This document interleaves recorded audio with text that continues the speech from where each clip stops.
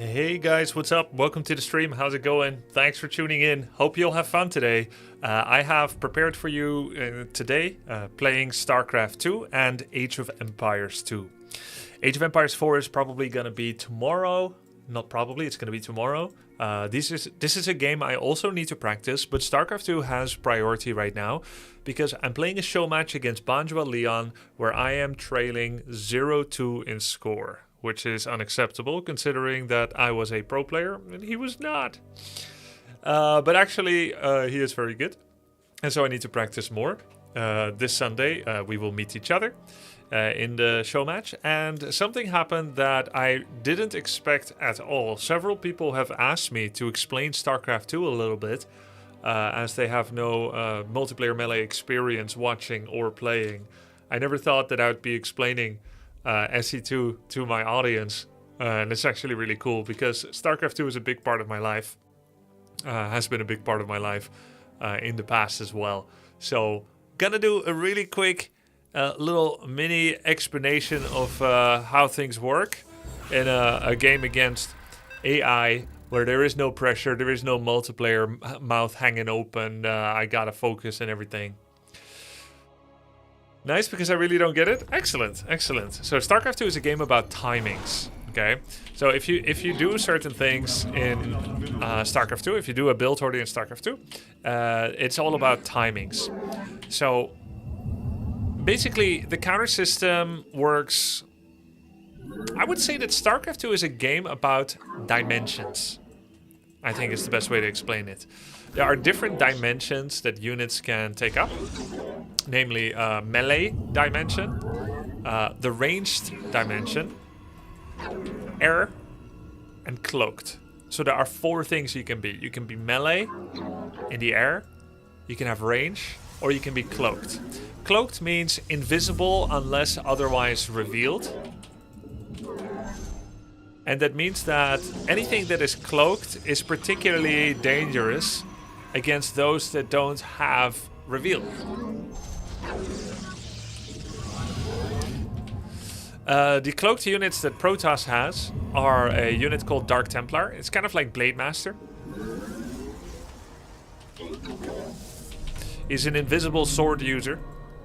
And if you have Dark Templar and the opponent don't have detection, then you will kill a lot. After all, the Dark Templar has really high damage, he's kind of fragile, and he's permanently cloaked, not temporarily like the Blade Master. And so, let's say, for instance, just to keep it simple without going into deep hypotheticals, let's say that I am going to make Dark Templar. If my opponent doesn't have detection at the moment that I attack, that's basically game over.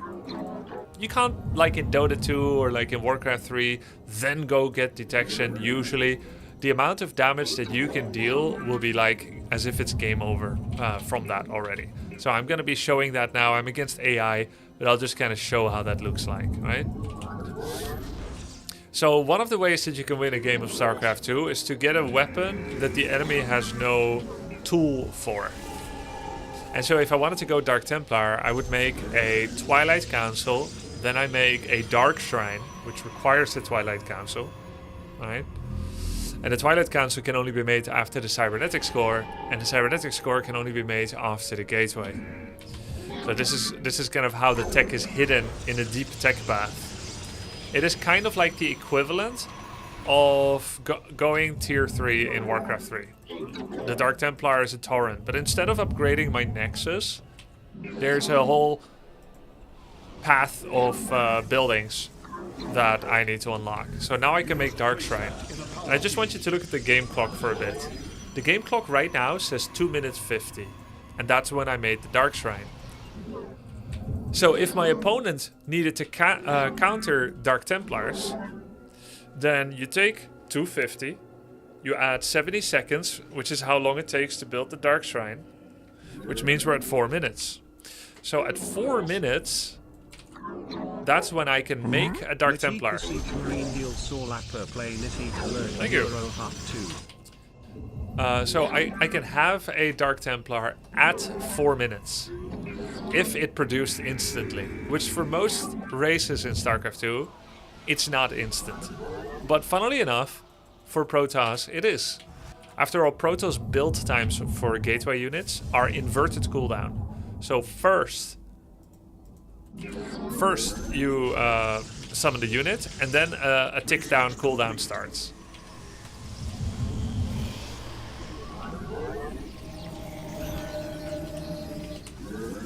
Okay, so now my Dark Shrine finishes at 4 minutes, like foretold. This is these 3 buildings are my gateways, so they can then start summoning Dark Templar. And sure enough, we summon Dark Templar right here. Now they're on my side of the map, and then they still need to walk to him. So let's say that what I'm doing right now, let's say if it was a meta tactic to play the way that I'm playing. They summoned in at 4:15. How long do they take to walk to the enemy base? Well, let's just look at it and see what happens. As you can see, they have 45 damage. That means they one-shot Zerglings, for instance. And surround this queen. They one-shot workers. As you can see, they're doing a lot of damage. Starcraft 2 actually tracks kills for units. So we just killed like 10 workers. That can be game-winningly strong. You can also spread them to different bases.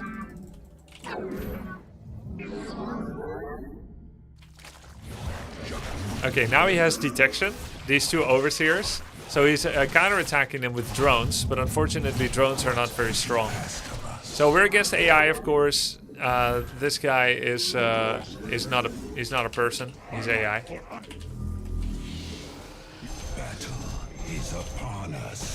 So the understanding of how you get ahead in StarCraft is by getting lots of money and then killing the enemy units and then killing their buildings. That's kind of like just the flow, right? And the way that you get lots of money, it's the same as in Age of Empires, is you make many workers. But unlike in Age of Empires, you don't go all the way to like 140 villagers. The pop cap is also 200 in StarCraft, but the normal amount of workers that you make is about 22 per base, 16 on minerals, 2 per field, and then 3 per gas. So this is 22 workers. Then we have 26 here, which is 4 too many, which means we'll take these 5 to the expo and we rally all the next side here so that we have a good amount of units in one place again. Right? And you're pretty much expanding to a new place every 2 minutes because the mineral fields run out pretty quickly. Right? And then when you're expanding, you also need to make sure you have enough units to defend. And so you'll launch like attacks against each other in order to try and reduce their worker count, because workers is economy scaling.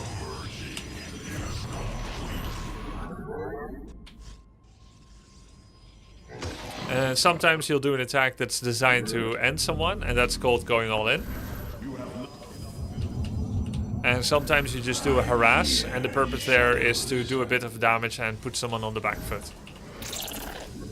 And so let's say if I decided to go all in now, I would not make any probes anymore, even though this base is not fully saturated. If I could find a way to fully invest all my resources into making a non-stop torrent of army, then that would be me going all in. And so I take this War Prism, I summon as many units as I can, and this War Prism is a mobile summoning factory, in addition to being a teleportation building. So we're not making a single probe anymore, and now you can look at my money and to see how close I can get it to 0. Right now not quite succeeding yet, which means I could have easily just kept making more probes anyway. And so now you kind of know the difference between going all in and just doing a strong attack. I put myself all in by stopping worker development, but I could have kept making probes without any sacrifice to my unit production, and the proof is that I don't have 0 minerals.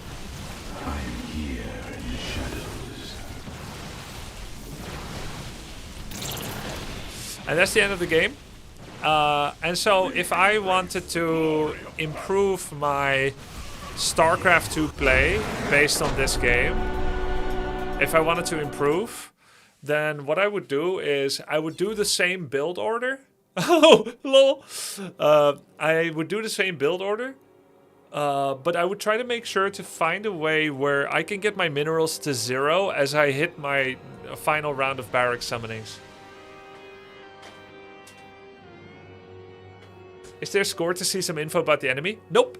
Nope, nope, nope, nope. Not like in Age of Empires. Doesn't all in mean you have you don't have an easy way back? Yeah, yeah. And the best way to explain that is basically showing like a graph. Let me adjust this a bit. Yeah.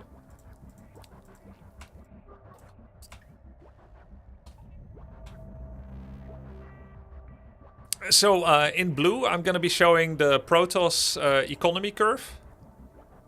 You basically start like this when you're on one base. Then when your second base finishes, it's twice as steep. And then when your third base finishes, well,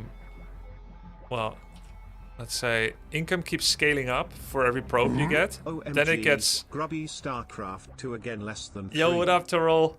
Your second nexus finishes and you saturate it. So it's actually, I guess I have to define what the. I'm not very good at doing graphs, guys. Okay. Anyways, I keep getting new nexus. My income keeps scaling. The rate of money increase accelerates until eventually my main base runs out. This is like 2 nexus. Put this at 40. No bolt eye. This is second nexus finishes. Third nexus, this is the main base, right? Here we're on 1 nexus.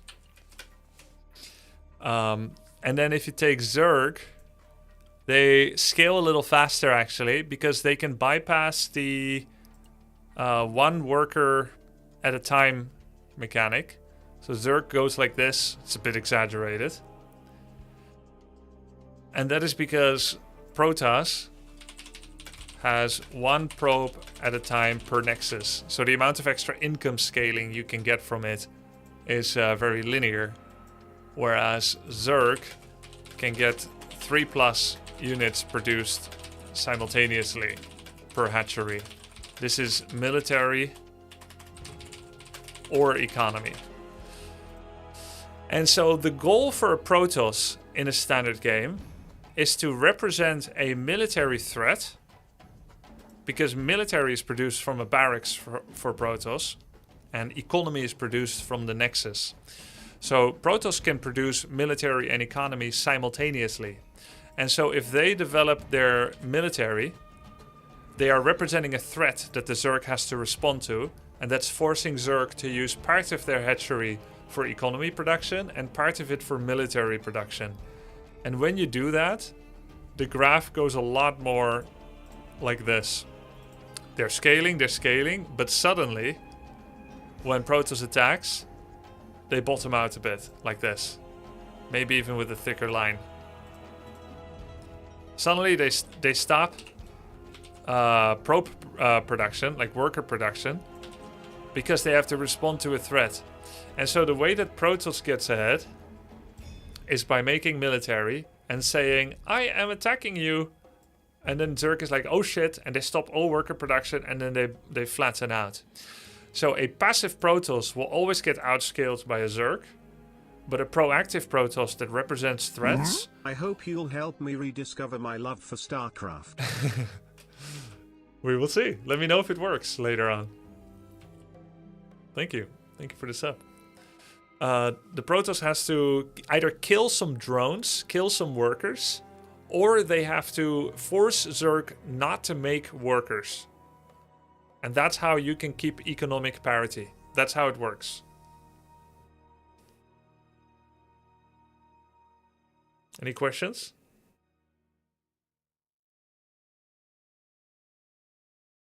Yeah, the AI GGs in StarCraft these days.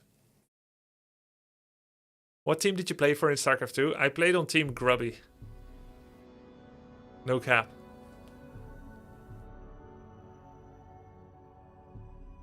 What about Terran Economy? Terran Economy is interesting. So every civ in StarCraft has a different macro mechanic.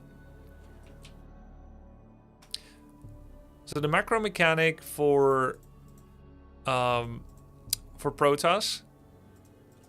Protoss gets Nexus Chrono Boost, which accelerates production or research on a building for a short period of time at the cost of 25 mana, which regenerates on Nexus. Okay. Zerg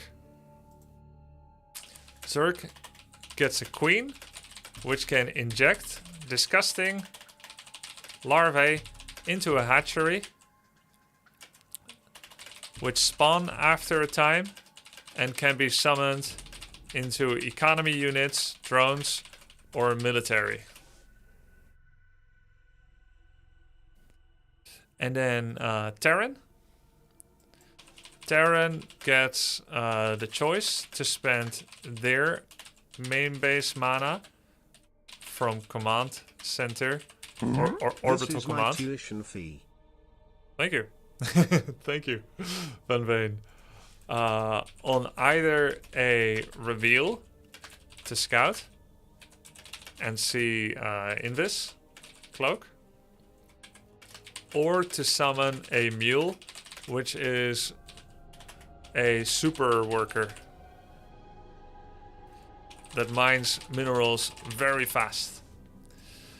So basically, at the start of the game, Protoss uses Chrono Boost on their own Nexus. Yeah, or Emergency Supply Depot X2.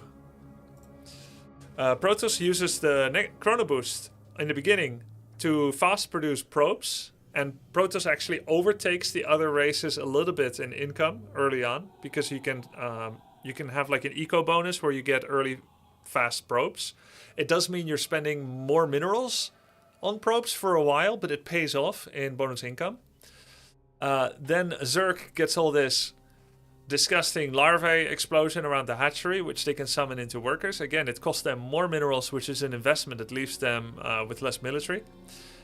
But then they get an economy bonus from that. And Terran, they transform their command center into an orbital, which actually costs them a lot of money. It's a really front-loaded investment. But the moment it finishes, it can immediately make a mule, which will earn itself back and then some. Mule is like a goblin shredder from Warcraft 3, which is it's harvesting like big time. And the Queen is also an anti-air unit, so that's like Orc Burrows, where you have something always available that can defend against ground and air. It's not amazing, just like the Burrow, but several Queens can defend small aerial threats together. And the Queen also costs 150, which is the cost of 3 workers. It's only Protoss that don't pay money for their macro mechanic, but it's arguably also the least economical. Now, the cool thing about the Protoss macro mechanic is that it can actually be used to speed up research. And in doing so, Protoss breaks the law of timings. Just now against AI, I did a very lackluster build order where I go early Dark Templar, and I showed you guys that 251, I built Dark Shrine, and then at 4 minutes, summon DT, Invis Killer Hunter guy, right? And then walk to enemy, and at 420, if he don't have detection, then he dies, right? That's what I just did. So the reason this can come so early is because of Chrono Boost partially. I can Chrono Boost Warp Gate, I can Chrono Boost some probes, and then get there early. And then I can summon a lot of units very quickly as well. There are even earlier attacks that you can do where you don't use Invis guys, but more basic units. And you just use summons from your barracks. And then you can Chrono Boost your barracks so that 3 barracks work with the power of, let's say, 4.5. Right? So I got more units than I otherwise could. Like that. Or maybe I get my 1 attack upgrade very fast and faster than my opponent, and then I use this short window where I have a research of an attack upgrade that makes me 2-shot circlings instead of 3-shot circlings, and his armor upgrade isn't done yet, couldn't be done yet because he doesn't have Chrono Boost.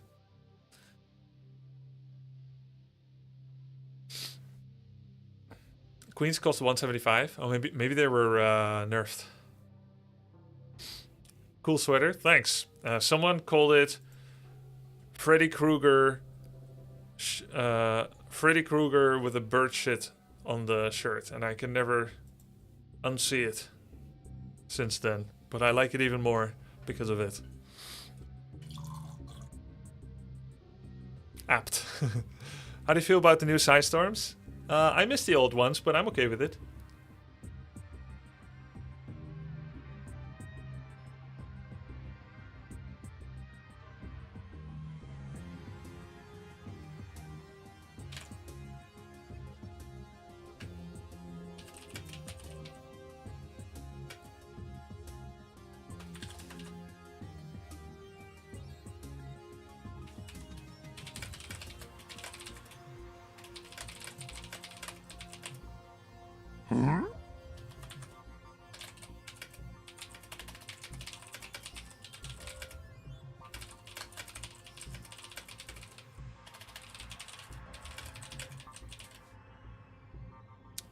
Pigeon shit, yeah. Yo, one more please. Thank you for the sub. Okay, so I will go play a game, and if I don't talk enough during the game, then I can review the replay with you guys, and then you can kind of understand what was happening in the game, and maybe you guys will like that. Findest du, dass man als RTS-Neuling in Starcraft 2 eine Chance hat? Ja, natürlich. Da gibt es immer auch schlechte Spiele in so ein Spiel wie Starcraft 2. Natürlich ist es so, dass du später anfängst als andere. Aber ja, da gibt es immer eine tiefe Stufe von Spielen, die nicht so gut sind. Okay, we're Protoss against Zerg. Let's try and do something cool, which I can explain a little bit. I'm gonna start with a low ground pylon, which will allow me... this map is very dark.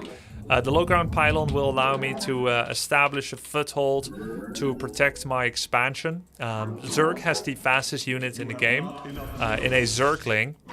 Zerglings, if they slip by my wall, they can do a lot of economic damage to the point where it can be game ending. So we are going to build a wall off there so that we can protect ourselves and also protect our expansion. So I'm just going to build the gateway there as part of a wall off. Walling off just like in, I guess in Warcraft 3 and Age of Empires.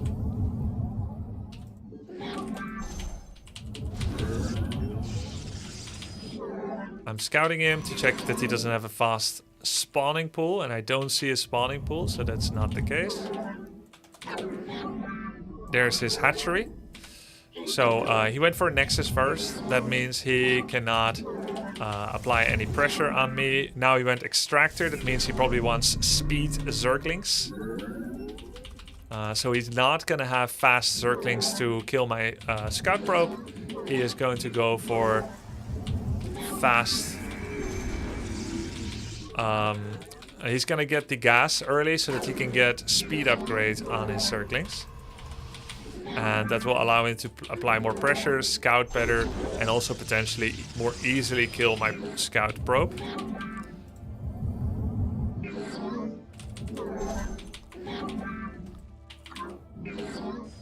I'm trying to bait him to go for a probe arrest. You have not enough minerals. To waste drone mining time to try and surround my probe while not allowing him. So now we can assume that this egg that is hatching is going to be a set of Zerglings, and if I stay here I will die. So I'm gonna go home, and that is because his spawning pool, which is his military requirement building, has finished, and we see an egg morphing.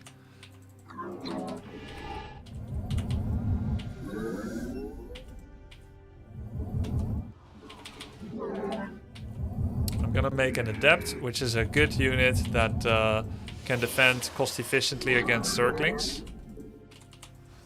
Second Nexus is about to finish. We want to do a wall off so that we can keep him outside. Gonna get a Stargate to clear some Overlords. One of the ways that enemies can get information about what the Protoss is doing is by flying a Overlord into our base. An Overlord is a supply building. That is not a building. It's actually a unit. For 100 gold, same as a pylon, gives the same amount of food, but it's a flying organic unit that has the ability to, you know, Going to my base to basically sacrifice himself to get some information. And we see one overlord right here. He's trying to fly away, possibly because he has seen the Stargate. So this is where we chrono boost. This effect here, the blue whirl, is a chrono boost, which I am deliberately using on something military rather than Glory to the Daylom. Yes, executive. rather than something economic. Gonna do a second chrono boost. This is where we are going to build a third nexus Let your will be heard. and a pylon, and then hold position my unit here. Void Ray has finished. I'm gonna now make an oracle which can inflict some economic damage. We found the Overlord and we're gonna fly the Void Ray deeper. Not enough minerals. You have not enough. Give us your command. Now we get our second and our third and fourth gases. We have now been able to remove some of his eyes from the situation. And now I'm preparing my follow-up tech and getting some information. I killed one Overlord, he does a bunch of damage. Oracle fly across. We face the enemy.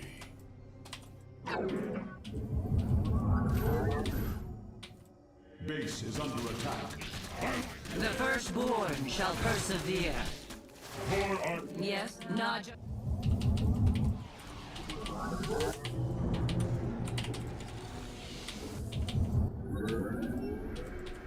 See if we can get some information and deal some damage.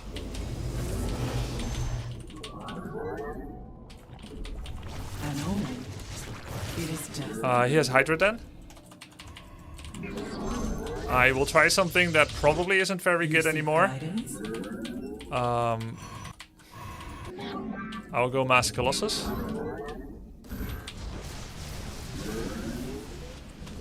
Highlight for iron. Zack my returns above. Killed an Overseer. Our wind. Channel the light of Io.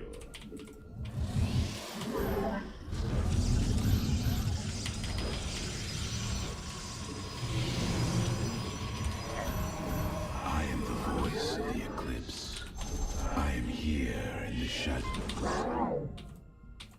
Now I'll try to kill some of his creep tumors.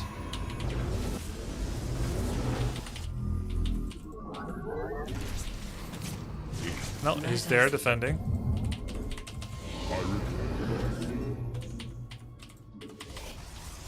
Command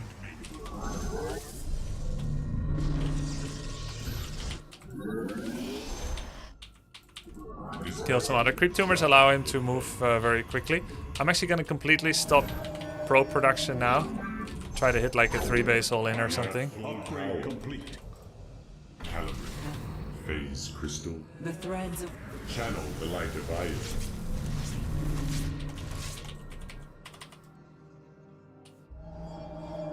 Need some more gateways.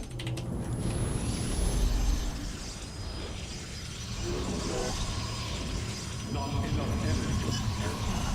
You have not enough minerals. Not enough.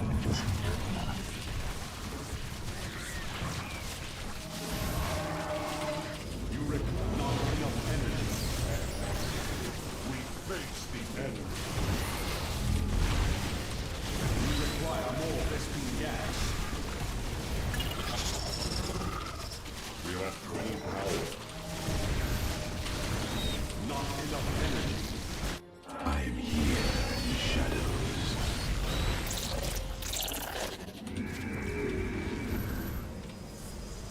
Okay, well, Research. alles good.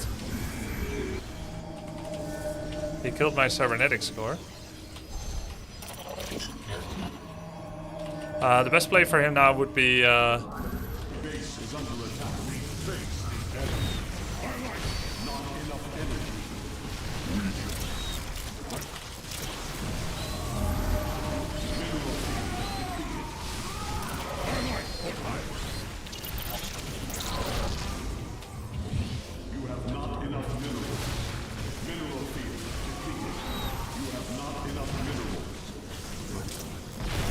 The best play for him now would be Metalisks.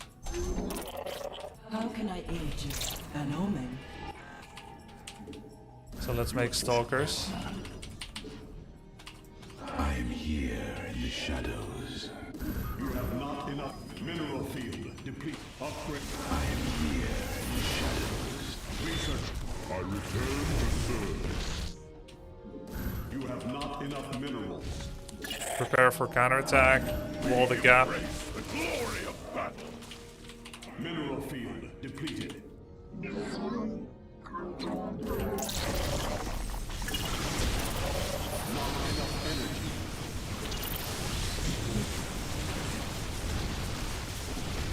GG. Turn to serve. You must construct additional pylons. You have not enough minerals. Our fates are one. Guess Wings of Liberty strats can still work. I am here in the shadows.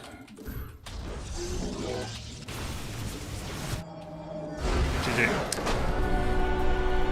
Rewind. Yeah, so I did a Wings of Liberty tactic, basically. A little bit of harass with the Void Ray and the Oracle. Not really doing a whole lot with it, honestly.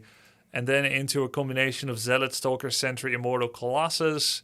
The Immortals are excellent anti-ground specialists. Same with Colossus, which means I'm leaving myself weak to Broodlords. But Broodlords are late game. You can't be there yet. But you could have tried a Mutalisk switch. But because we saw the early Roach Warren and a considerable amount of Roaches that were not being used aggressively, but just made, we knew that he was both economically less sound than a Greedy Zerg, while at the same time having an anti-ground army in Roaches and Lynx that doesn't do as well at quickly going to air and getting Mutalist, right? If you're spending a lot on Roaches Hydras, you can't really go air with that and have it be very, very effective. So I went Charge Upgrade instead of Blink, which is a good mid shield. Charge Zealots. Colossus are good against ground. You can see that my Colossus have 9 kills, 7 kills, 3 kills, 14 kills. All quite good. I stopped making probes for a while, which means I could invest all my money into units, and we got a considerably bigger army. This is a 15-year-old tactic. And it's probably not so good in the current meta anymore, but at least I still know how to use it. Now, these days, we see more Archons, more Immortals, and more High Templar, as well as some Disruptors, and not so many Colossi anymore. But it's still a unit that exists that can work. This is vulnerable to Hive Tech, mainly Vipers and Lurkers. Yeah. Oh yeah, I forgot about Lurkers. I fought against Vipers, but Lurkers were not. Lurkers were after I was pro. Can we see some cheese? I mean, I feel like this game was kind of cheesy. The days of one-base cheese are kind of gone because of the change. A really big design change happened in StarCraft 2. When the game came out, you started with 6 workers, and it meant that the earliest cheese that could hit was at minute 5:30. At 5:30, you could hit with 1 Zealot and 5 Stalkers. At 5:30 or 5:45, 1 Zealot and 5 Stalkers, no upgrades, 4 gate, 1 base, you hit just before minute 6 with 6 units. In the current version of the game, you do not start with 6 workers, but with 12. And that super accelerates your economy. It's not even just twice as good, it's better than that. Because you're starting to gain so much money since the start of the game when your tech tree is not developed yet, that you basically always have money for the next step. You can expand earlier, etc. So it's very exponential, your income. And because of that, a 5-unit attack or 6-unit attack at minute 6 is nothing. You can have multiple carriers out by minute 6. Before you could only have tier 1, now you can have tier 3.5. So the game is a lot faster. You have a lot, like, we have a sub 10-minute game. Normally, the first time you could have Mothership in the old, in Wings of Liberty, in the old version of the game, you could get a Mothership out by minute 11 or 12. That would be really fast, and in fact, I came up with a fast Mothership build from 3 Nexus that was really fast and really bad.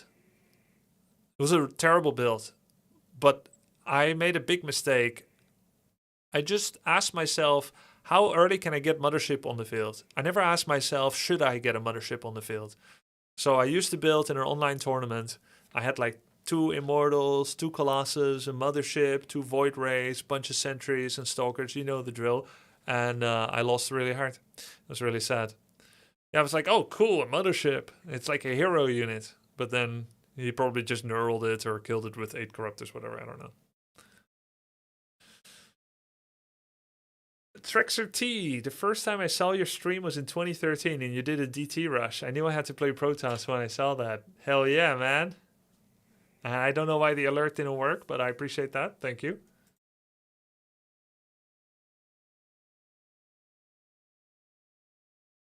I'll replay it. If it works. It's not working.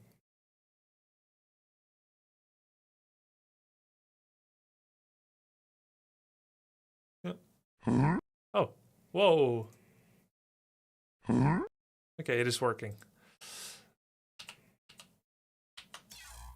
Okay. Hey, Grubby, do you know any strong late game army comp for Zerg?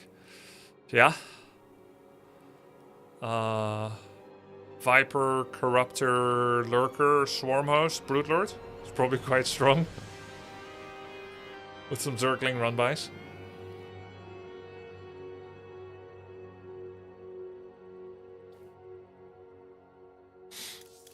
Zerg is like a counter race because Zerg, more than any race, can save up multiple production opportunities via the larvae that they inject. They can have like 10 larvae per hatchery with like 8 hatcheries, so they have the ability to make 80 units at the same time. And so they get information, they use trash units like Zerglings and Roaches and sometimes Mutas. They fly around, they kill things, they lose some units, and then when they see what army you are committed to, where the majority of your gas has been invested, which is like Age of Empires gold, then they make their counter unit from the multiple eggs that they can make simultaneously. So Zerg is a tech switch and a Remax race. They can be the ultimate greed race. Terran is a gradual race that gradually, traditionally produces workers and army.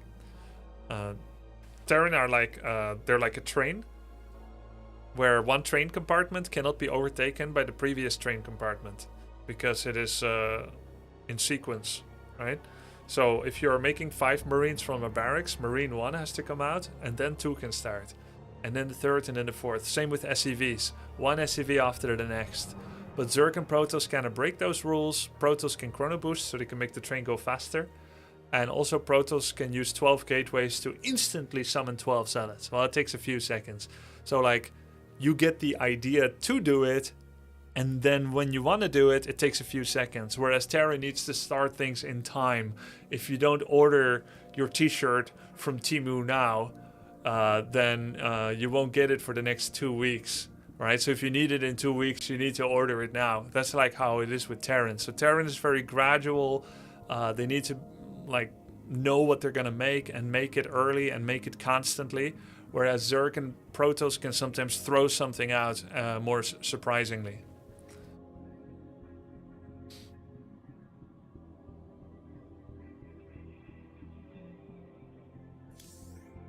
Would you describe Protoss units as having a cooldown instead of a production time? Yeah, I call it like inverted production time or front-loaded production.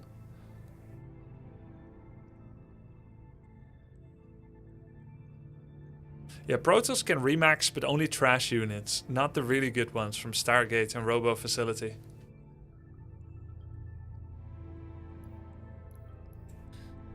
Okay, let's go next. Oh, before we play, actually, should I know a few more meta builds for Protoss? Can you guys tell me a couple of builds? Or maybe I'll look it up myself. But yeah, if you have any ideas for some builds, like PvZ in particular, but also I might meet Terrans on the ladder, you never know.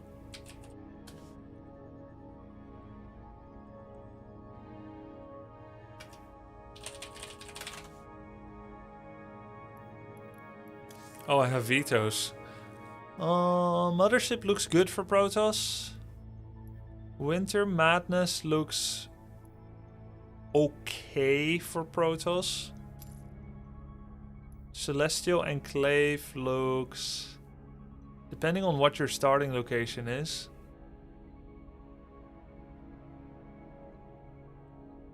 This one looks a little bad for Protoss, I think.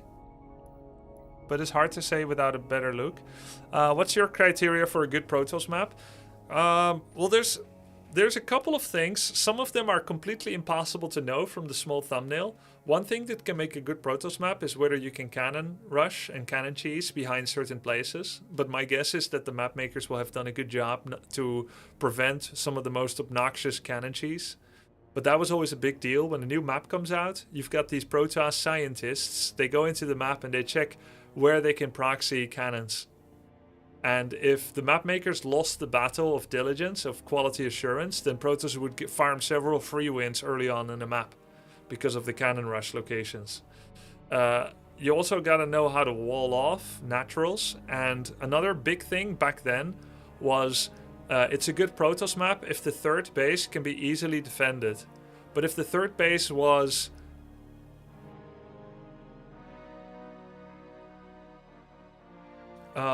completely open, able to be attacked from every side, then it was a bad Protoss map. And that might still be the case, right? 3 base is still the golden standard for beginning to be able to play the game. Especially now in Legacy, you really need those 3 bases, right? Yo man, watching your hardcore playlist, I'm halfway through, but tell your editor to fix the order, it's backwards. By HC you mean hardcore, right? And your streamer Warcraft 3 playlist is all over the place. I'll take a personal look at it as well.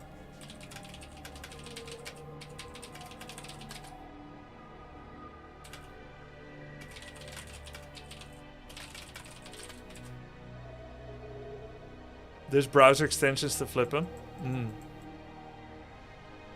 What matchup are we practicing for? I'm playing PvZ against Banjwa Leon. I'm behind 0-2. We should actually watch the replays. I have not watched the replays before yet. It makes sense that I would also study how he plays. Alright, guys. I am much more comfortable now, and I've also fixed some of my hotkey issues. But this is 2 weeks ago on Sunday, my first map against Banjwa Leon. It is going to be painful. Hey, I remember how to summon this. This is like an unbidden memory that just comes back. I remember it's Control N. I literally have not done this in 14 years or 12 years or whatever. You just remember, isn't that cool? The nameplate, and isn't Alt-Z zoom out? Alt-Shift-Z super zoom out? Yeah, I remember these things, man! I played this game before! But yeah, anyways, I didn't remember shit, and I went into this with 0 practice. So this is my game against Red Panda. You can see that already I am making mistakes. I am doing a Protoss versus Protoss build positioning opening, where I built a gateway on the ramp instead of building it on the low ground. And I even went for the double gateway opening, which is a misfiring synapse of my brain, which is how I was taught to play PvP in Legacy of the Void. You don't do this against Zerg.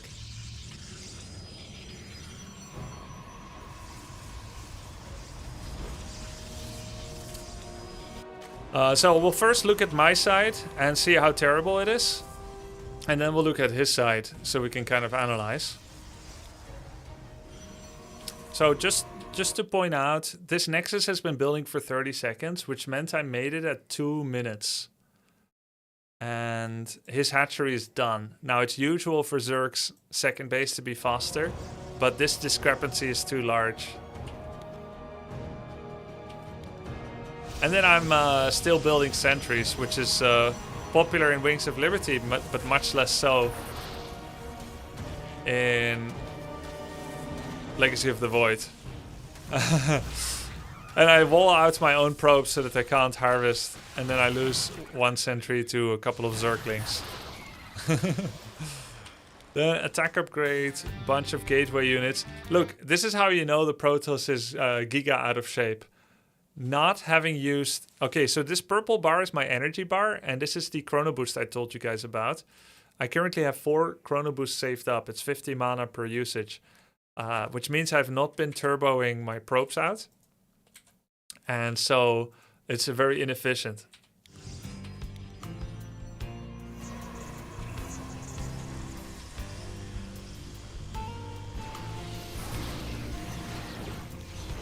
And in fact, I have no special tech. I don't have Black Citadel. I mean, Twilight Council, no Dark Shrine, no Robo Facility, no Stargate. So I have nothing except an attack upgrade, and that's a very bad way to play.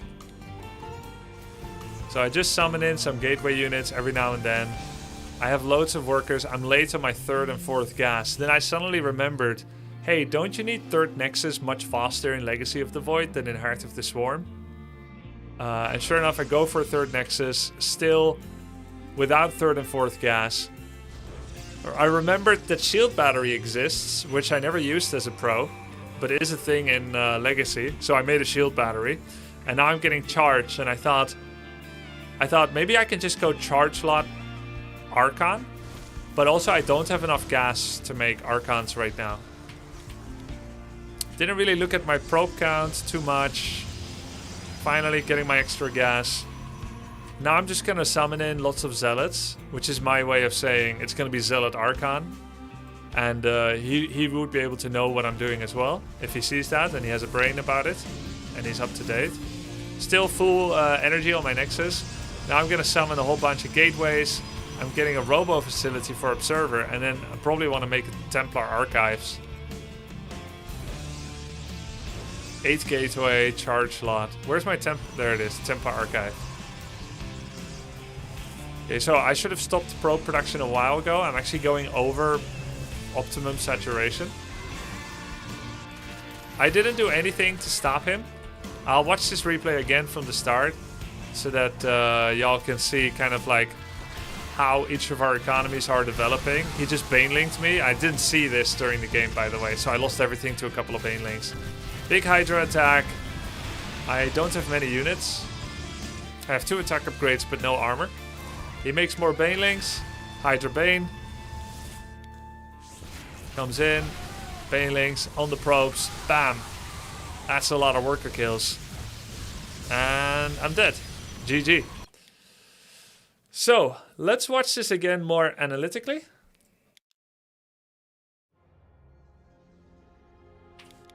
Now I'm going to show you guys like worker count. I'm just going to fast pace it and just look at the worker count. I'm the one above the probes and he's the one below drones.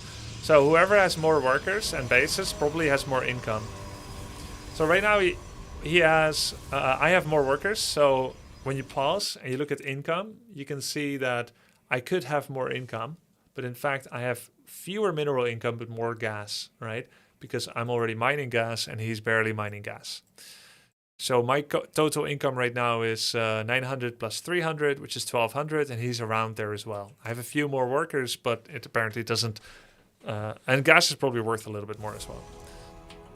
So worker count, eventually he'll start overtaking me because I'm not chrono boosting my Nexus as much and he's going to have more hatcheries, but you can see I'm still kind of keeping up with good pace. Still, around where you would expect, he's probably a little low on drones comparatively, but yeah, and I have a bit more income. Just gonna keep looking at the worker a bit. Still have more, still have... Now he's starting to take over and equalize. Now he's 5 workers ahead. So, income, pretty similar, to be honest. The worker count. A better Zerg would have 80 or 90 drones, based on how I'm playing. So he's actually kind of low in worker count for how he could be. But instead of going to 80 or 90 drones, he's essentially preparing what I would call a 3.5 base all-in. So from a pro perspective, this is basically like a 3 base all-in from him. It's weird to call it an all-in because his economy is so healthy. And he's even getting a 4th with some saturation. But normally Protoss can win out a bit on cost efficiency, whereas Zerg can win out on income scaling. And he is preparing like an infestation pit, which allows him to go to Hive and better units. And he's preparing a 4th base, but he should have 90 workers for a while already. But instead, he turned all that into army. So his army value right now is about 3 times mine. He has 3 times as much mineral army value and the same gas. And so this attack is unstoppable for me.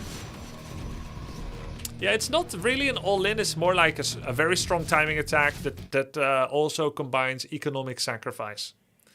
So he has economic sacrifice leading to a strong timing attack designed to severely weaken, if not kill.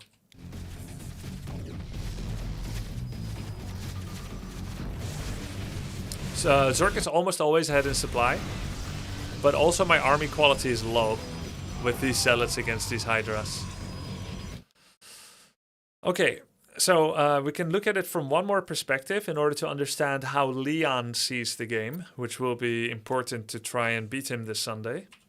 Now we're going to watch his perspective, which you can do by pressing the hotkey C, which puts the camera on him. And I'm not going to zoom out on purpose. So this is what Leon sees, which is why it's on C.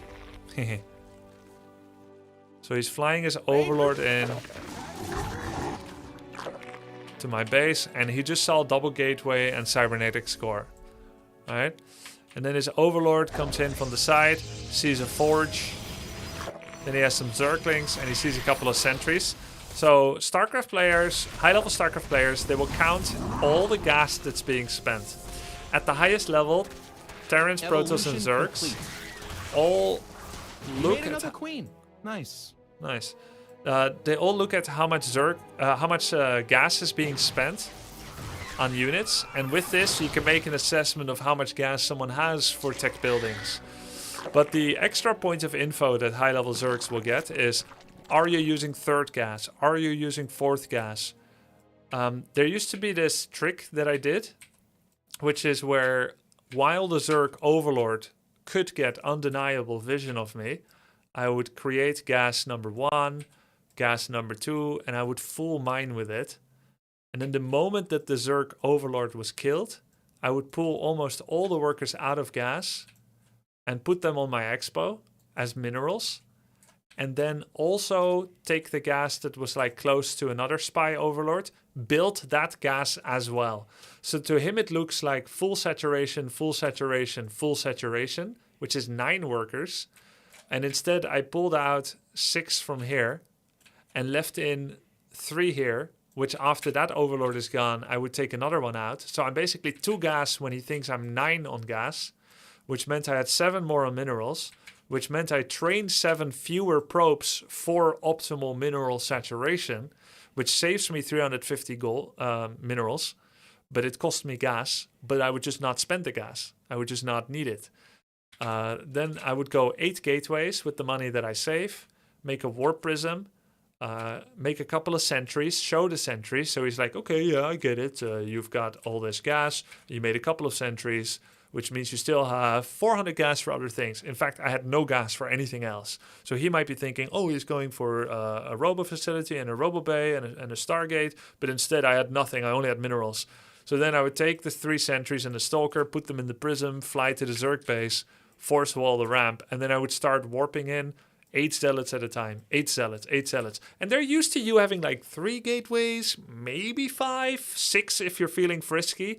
But I had 8 gateways, and the only way to afford it that early was by doing the gas trick, gas trick, gas trick. This gas is never taken. This one is fully mining. He thinks it's 9 or 12, but it's actually 2 on gas. And then suddenly, round of 8 zealots. He comes out with 6 roaches. It can deal with small attacks, but not how big I had it, right? So that was like one of the builds. And this is like how you can understand that in StarCraft 2, vision is everything and reading the opponent is everything. So I'm currently looking, how good is Red Panda at scouting? He's actually doing really well. He's coming in, but now he sees a full energy nexus, which means that either this Protoss is a noob that's forgetting to use his macro mechanic, which, spoiler alert, that's the truth right here. I forgot to use it. Or what this also could mean, potentially, maybe not this much, but near this much, What this could mean is that there is a tech building here which requires lots of energy and chrono boost to accelerate and expedite a research, which could be thermal lances, it could be a fleet beacon upgrade for air, it could be, but then he would have seen a void ray already. It could be Twilight Council, which is right now the most likely that I'm rushing Charge or Blink. Maybe I want to do a mass Blink Stalker all in. And the Twilight Council is hungry for faster upgrade from Chrono Boost, from Nexus. So maybe I want to Chrono Boost it 6 times. A Protoss build order includes the knowledge of how many times you're going to Chrono Boost everything. You can take notes on it or just remember. First 5 Chrono Boosts go on Nexus, then the next 3 go on Warp Gate, then the next 5 go on Blink, you know, that kind of thing. The numbers weren't correct, but that's kind of like the idea of it. So you calculate all this out, you test it over and over and over until everything is clean and works perfectly. So then at the highest of level, this could only mean, if you're assuming that someone is not a noob, that I'm going to spend all of these to get Blink fast. But he doesn't see any Twilight Council or nothing. That's kind of weird. And then what does he do after this? He makes a lot of drones. Which is actually really risky to make a lot of drones against someone that has a lot of Nexus energy.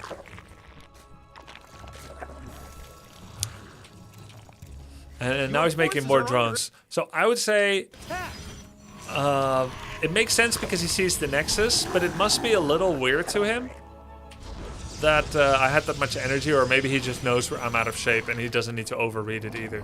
Okay, we've seen this game. Now let's go to the next. This is the game we played 3 days ago.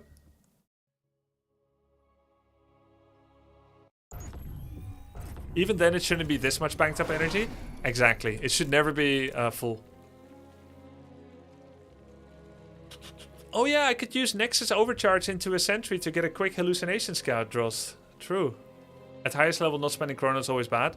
Right, except if you're saving it for something, but you wouldn't save up that much energy. I don't think Zergs think about Nexus energy until Grandmaster, to be honest. I mostly agree with you, but keep in mind that Leon was Grandmaster.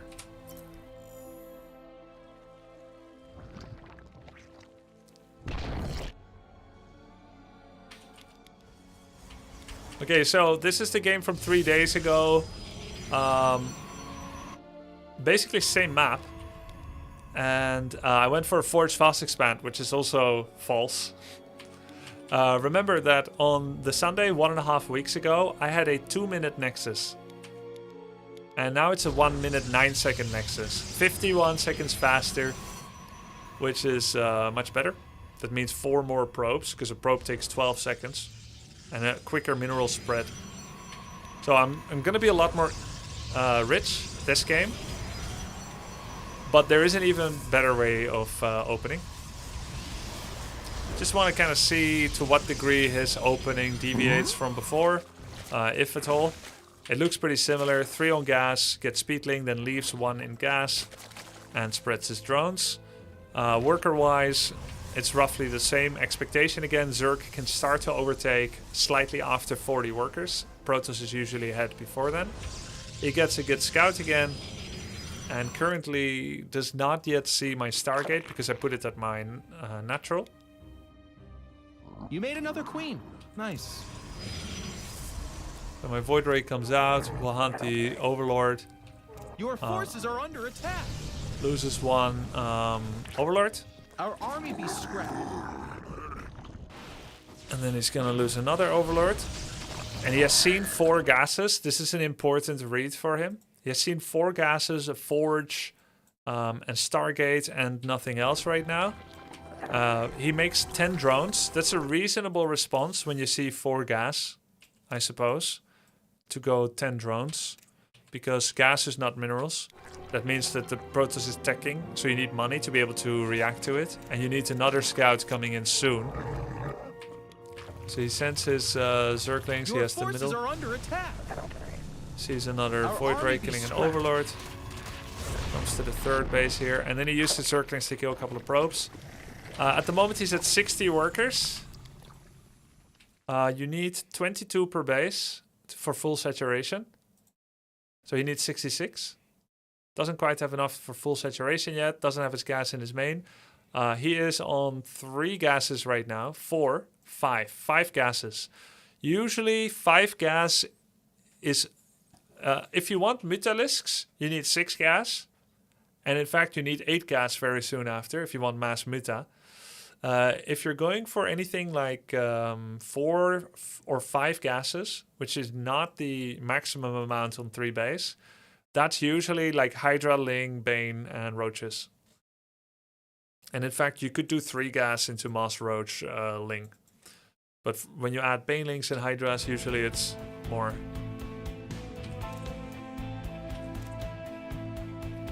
Grubby, probably obvious, but there are many strats on how to hide your real build or intentions by giving certain things away. Double gateway, etc. Is that what you were saying with the gas strat? Yeah, are there many strats on how to hide your real build or intentions? Yes. Basically, the way it goes is that first, both players are higher level when you're thinking like that. And that means that you understand the standard patterns, standard openings, and standard counters.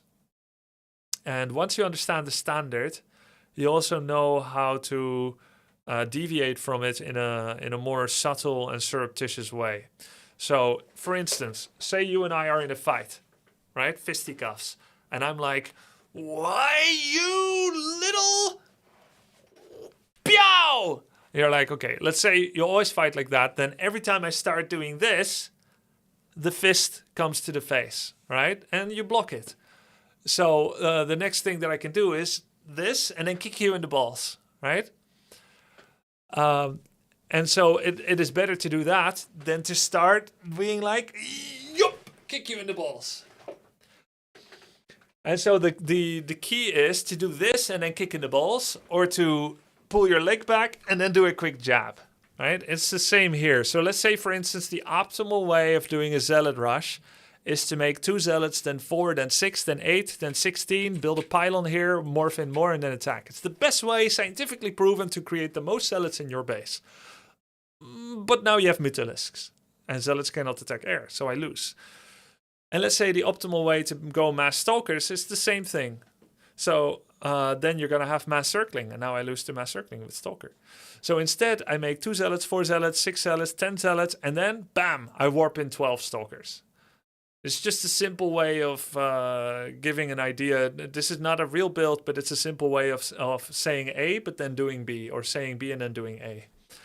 And so the way that usually materializes with Protoss is that Protoss has this unique ability to summon units in the middle of the map with a warp prism or a pylon, though it was made harder in Legacy of the Void because warp pins are now slow when they're not next to a gateway. But basically, Protoss can delay their unit choice creation from the gateway until when they summon it. And so Protoss basically needs to force Zerg to not make too many workers, or the Zerg will be ahead economically.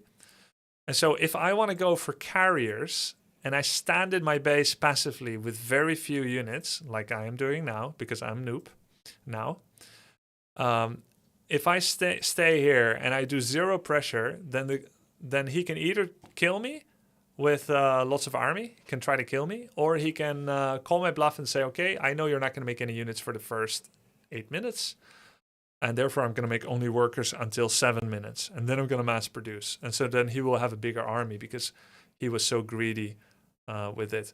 So the best way for me to go carriers is not because I'm passive, therefore play passive and defensive. Instead, I need to make it look like a gateway attack and show up with a bunch of adepts and do like an early attack, bunch of adepts, maybe 2 zealots, 2 sentries, and I go here, and it's supposed to look like that archetype of a strategy that was floating around that's meant to kill 15 drones, right?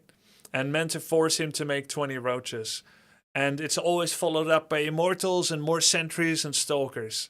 But instead, I take away that aspect of it where I do not follow it up with immortals and sentries and stalkers, which he has seen 100 times. The pattern recognition is there, right? But instead, now I'm following it up with carriers.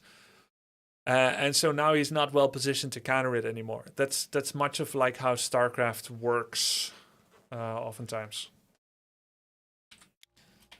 I just want to kind of see the rest of what he's doing. He's on 5 gases, and he's still getting a second Evo chamber. He is 63 workers. Hey, by the way, Leon is playing very clean. Okay. He has the exact correct amount of drones for a 5 gas quasi all-in timing attack. The exact right amount of workers. Not one too many or too few. Exactly 16-16 saturation here. 3 on gas, 3 on gas. Also, he has taken all the gases that are most visible for me if I do a frontal scout, while not taking one that is harder for me to scout unless I have air, which of course I do have. And so he's making it less clear what he might be going for to me if I were to scout. So let's say if you don't take this gas on the outside, then it's easier for me to know, oh, it's a 5 gas build-up. And this is it's just something he thought about, right? And also another reason this is smart is because the main runs out of minerals the earliest. And that means that soon he will need to bring workers from the main to an expansion. But when he decides to take a 6th gas, he can take 3 workers from his minerals, which are soon going to be mining out, and he can put those in the gas. And so he keeps drone balance in one base, and this is the base he doesn't need to mess with for the longest. So it's another good reason why he's doing that. So now he's kind of going quasi all in, with even fewer workers than the game before. He's getting centrifugal hooks, baneling speed, full roach circling Hydra. He currently has just 3 larvae, 6 now. And he's got enough money to produce. He's gonna make 6 Hydras. But he still has 7 larvae that he could make. He just took his 6th gas, which actually he's not spending his money that well right now. He just made a round of Zerglings. Hydras until his gas is empty, and then Zerglings. He's getting an infestor nest. His build isn't that streamlined. It's not pro flow for sure. Squeezing in another drone here doesn't really make sense either, the way that he has flowed. Squeeze like 3-4 drones in. He's not using his army that aggressively. Creep tumor spread isn't that good. It's not in the right direction either. He's focusing on spreading to the right. It should be spreading towards me with the highest priority. He just made another 13 drones. So this army is being used too slowly. He also forgot Hydra speed upgrade. And now he's preparing Hive, Spire for potentially Brood Lords. He's going up to 6 gas, and now he's going up to 8 gas. So he's positioning himself for a switch into Brood Lords, which is an ultimate tier 3.5 unit from the air that specializes in anti-ground. But he wants this attack to hurt a lot, and then go to a new unit type. But making a round of drones right before attacking usually is considered a faux pas.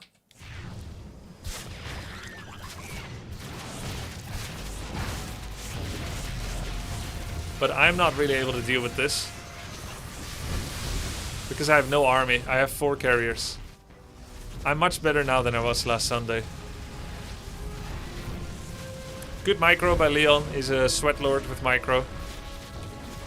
I have lost 30 workers here. And he made a big round of drones before attacking. So he's actually getting lots of money. He's making even more now. And now he made another bunch of Hydras. He's getting air attack. He has to make as many injects as possible now so he can start mass corruptors. And in fact, he's making 10 spine crawlers. Which is funny, because all he saw was air. He saw me making only air. Why is he going 10 spines? What the fuck? Oh yeah, I went for some Dark Templar, Lamau. He's worried about Zealot run-bys, I guess.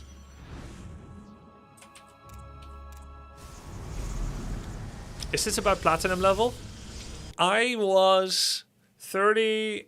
I was 3000 MMR when I started laddering, but I've won every single ladder game. And I am better now. I'm still better than my MMR. I'm still a little under 4k MMR. I'm going to go over 4k very easily, I think. But when I played these show matches, I hadn't played a single ladder game in years.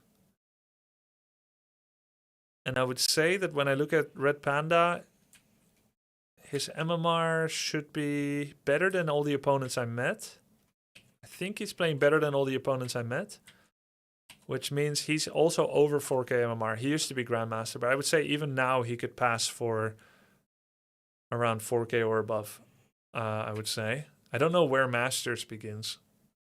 Yeah, I was 5,000 MMR in 21. That's a long time ago. And it took some days of practice. So I guess the level of this match is high diamond, low masters. From him anyway, and he won. For me, it was not. But I'm gonna be better next Sunday.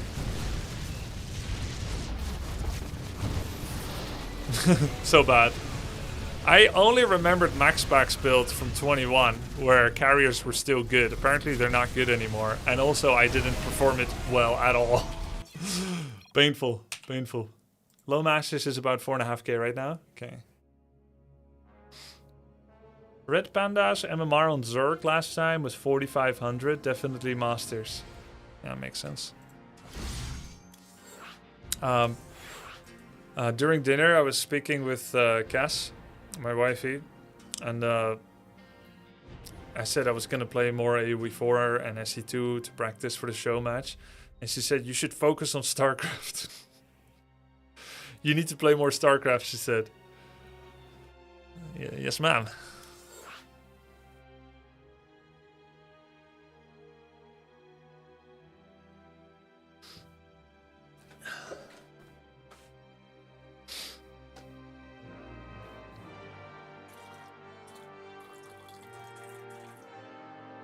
Damn right.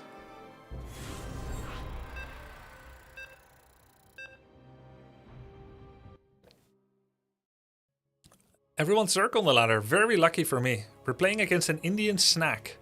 Salmosa.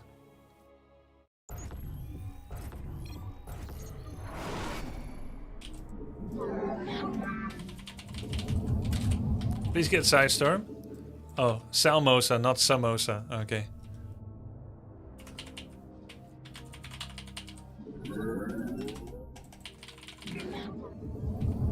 If you win the next SC2 match, that would influence his mood a lot. You mean Red Panda's mood? You have not enough minerals.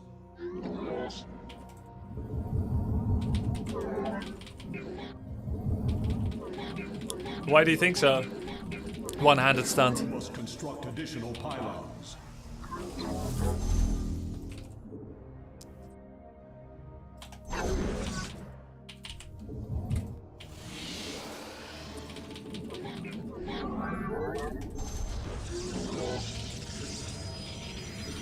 Bondra started out as a Starcraft esports school.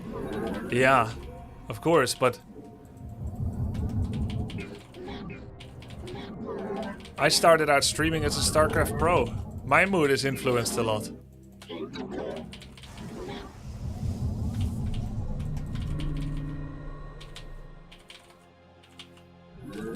have not enough minerals. You have not enough minerals. Spawning pool before gas? No, gas before spawning pool. Hatchery already here as well.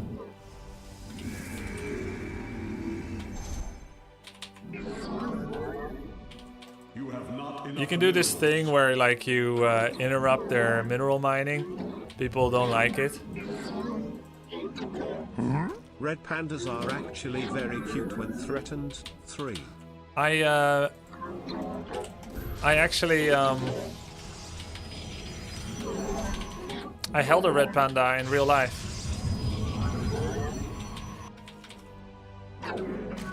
This must be Zergling.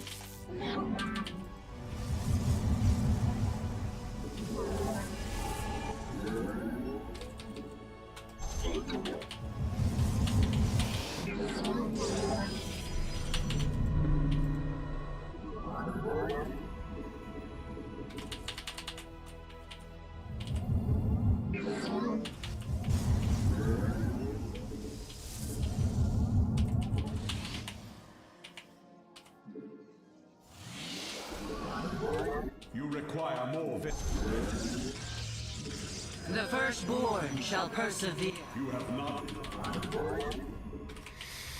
Let your will be heard. Let your will be heard. You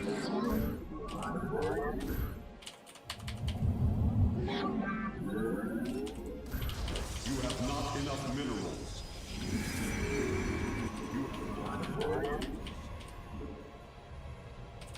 You have not enough minerals. You have not enough. The reason people always start with Void Rays to kill the Overlord and then the Oracles to threaten Zerglings. Enough minerals. You have not enough minerals. You have not enough minerals.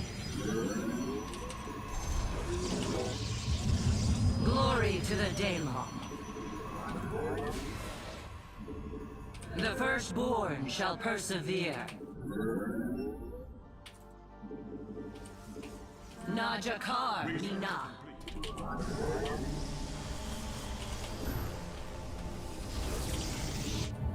Prismatic core online. Ire shall be reclaimed. The Templar, where shall we march? Where? Yes, Executor. I have met the enemy. We are of one mind.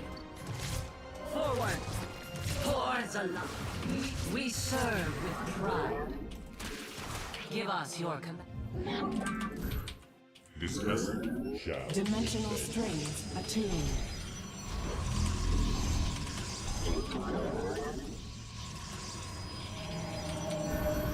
Najakar, let your will be heard. Glory to the Daylong.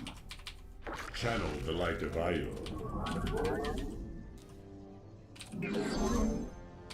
Yes, where shall we march? Combat awaits. Yes, Executor. We are at full. An Erodine Washagal. We face the enemy. We meet our fate. Annihilation command. A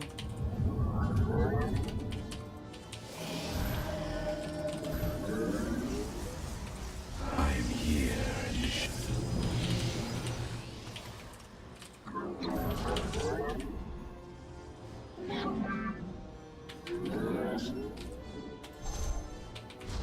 Base crystals charged. You are the reason I started to play TOS and the reason I switched to Zerg less than 3. harmonized. Cool. What the fuck? What do you mean, reason switch to Zerg? What went wrong? Not cool, man.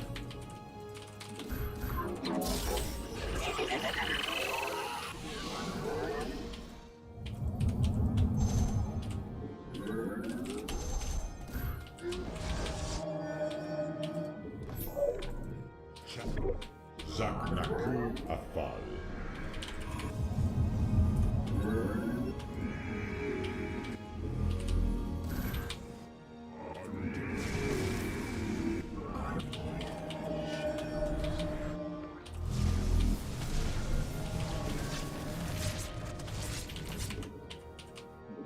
You must place that in a power field. I am here in the shadows.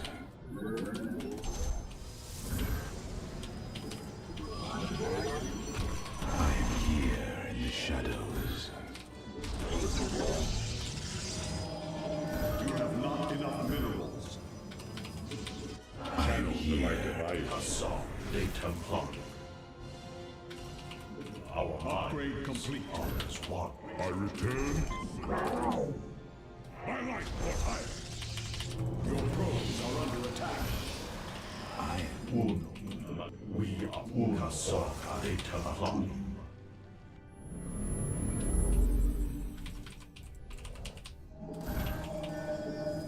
Give us your command. Let your will I am be here heard. in the shadows. The enemy has discovered us. We interpret.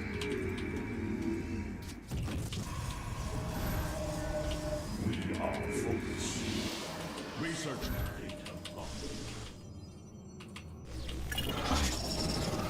I return to we shall stand against the darkness.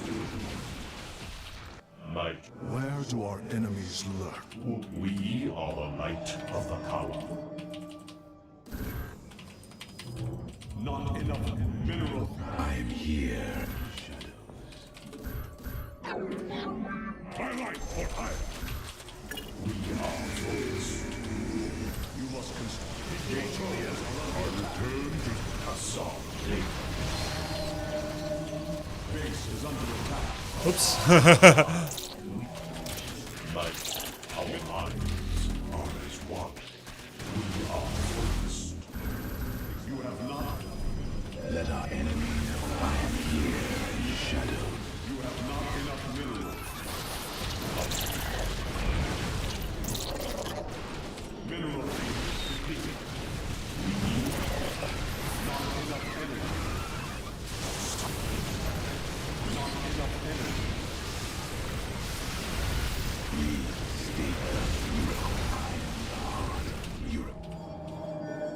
You require. I am here in the shadows. I am. You require more Vespine gas. Cold is the void. You upgrade complete. Gas. My light for hire. Very well. I am the heart of darkness.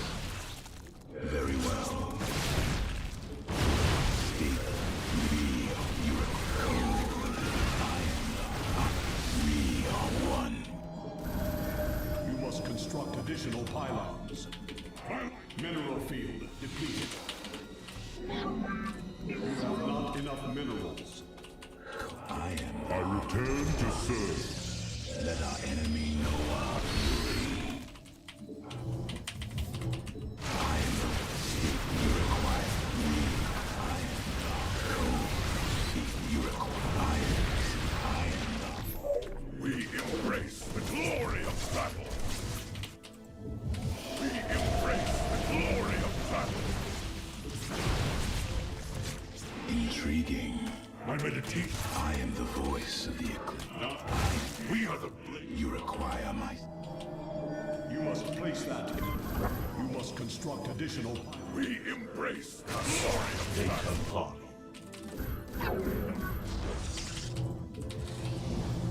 Let your Mineral will be field heard. depleted. Mineral Nice Nexus placement. Dimensional strings attuned. I am the voice of the eclipse. upgrade complete. We move unseen. Mineral, you have not. We embrace the glory of battle. I am here in the shadows. The threads of fate. An We Erodine Washagar. embrace the glory of battle. Research. You require more Vespine gas. I am here in the shadows. An Erodine Washagar. We embrace the glory of battle. Our honor. I am the voice. We state thy We bidding. embrace the glory of battle. You are unacceptable command. We are at maximum. We embrace the glory of battle. We shall stand.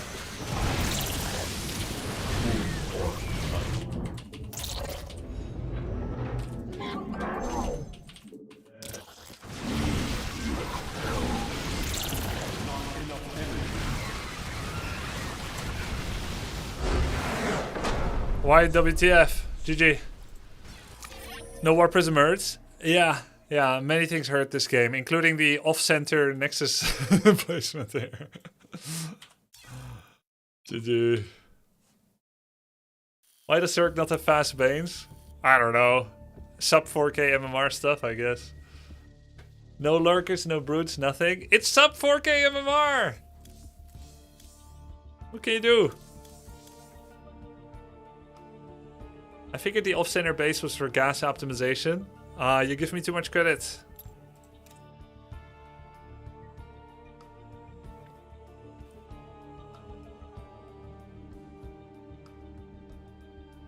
If you place Nexus off-center, does it mean you need fewer extra probes to fully saturate? Nope.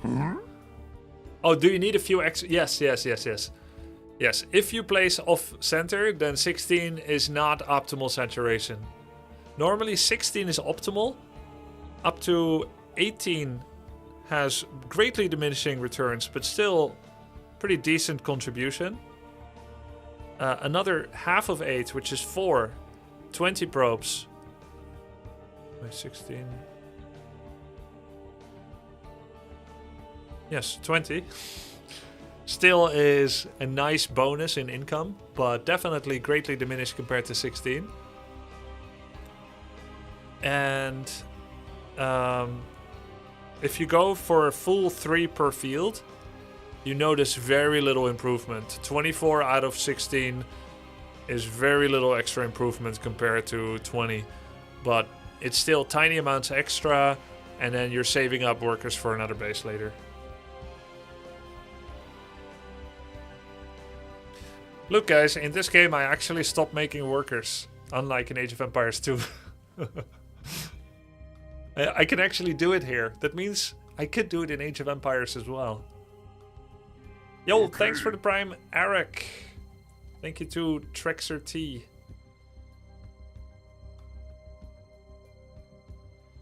And thank you, Heman Dunter, Ursik, Vince Rem, and Nicot. Thank you guys. You actually never send a worker to your enemy space without wanting to? Yep. That's kind of nice. Ohne rechnen. I didn't rally workers into the enemy base. Grubby, you were talking about timings and stopping worker production for army at the start, and I was thinking, yes, do exactly that, but in AoE. Yeah, exactly. Alright, whatever matchup I'm going to be up against, I want to try an old Wings of Liberty build. That is probably not good anymore.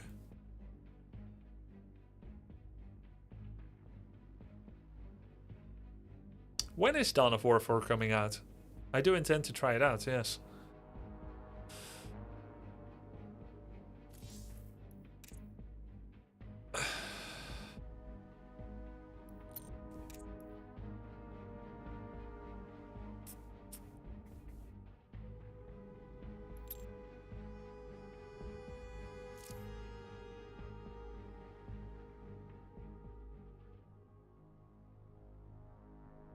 Six placement games?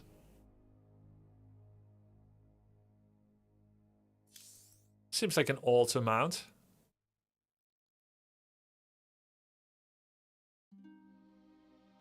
Do you use rapid fire keys for the gateway units? Yes. I use rapid fire for Stalker, Zealot, and High Templar. Just not for Sentry. Because with Sentry, it can be very bad to produce too many because it's so gas expensive. I do Sentries deliberately. Yeah, maybe one was against AI. So 5 placements.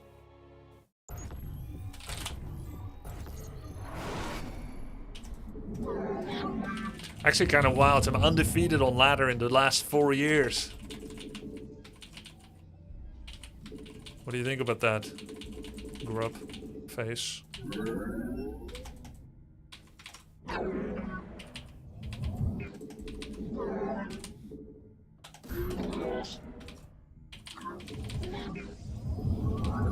That's how happy still feels. Yeah, true.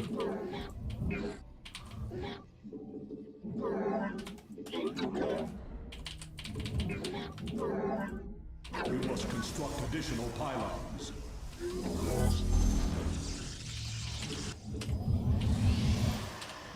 You have not enough minerals. They changed probe behavior.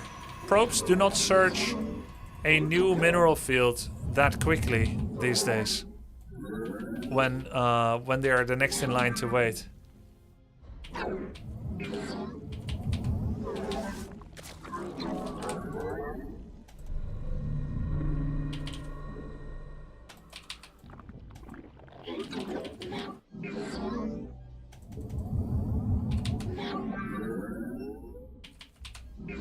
normal timing again.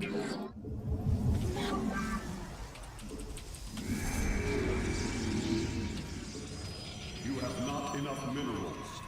You have not enough minerals.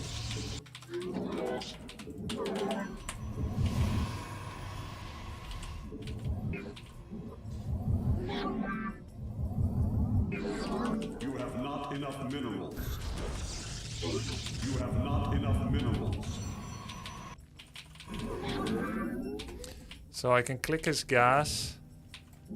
How much does gas have these days, actually? 2250.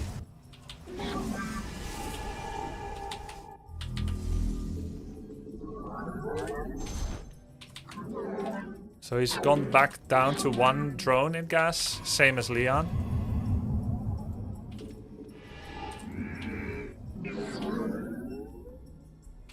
You have not enough minerals. You have not enough minerals.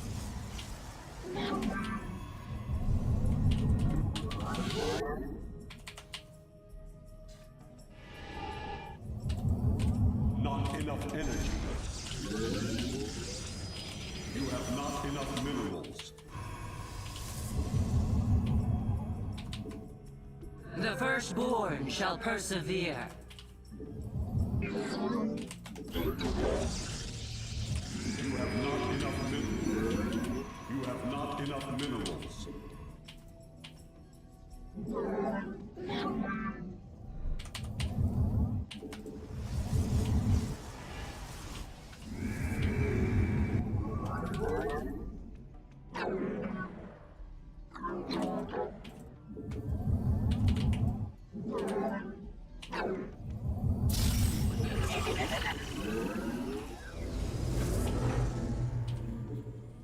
You require more Vespine gas.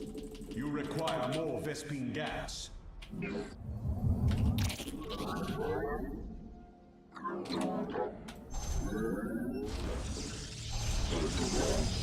Research complete.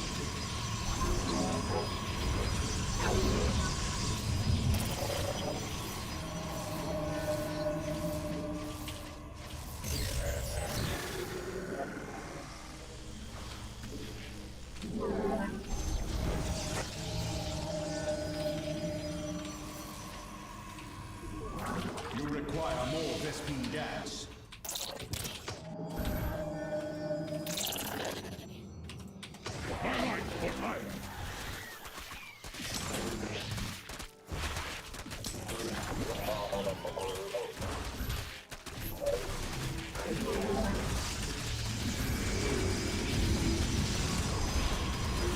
We serve.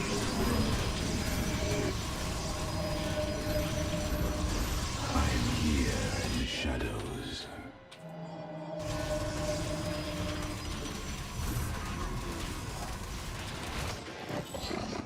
We embrace the glory of you.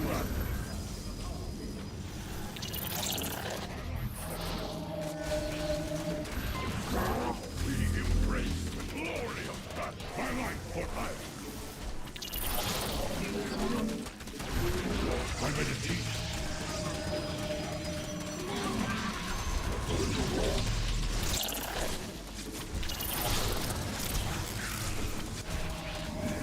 We embrace. You have not enough minerals. We embrace the glory of that. My life for hire.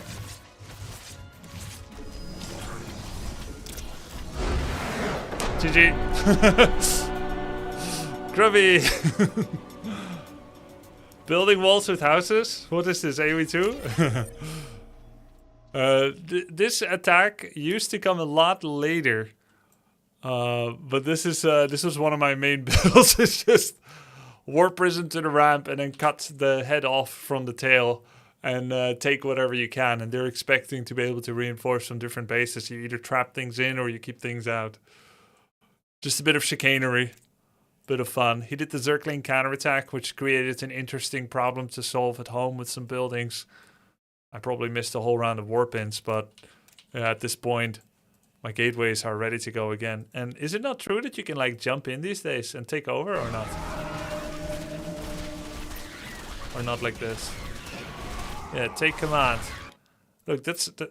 Oh, wait, why can't I?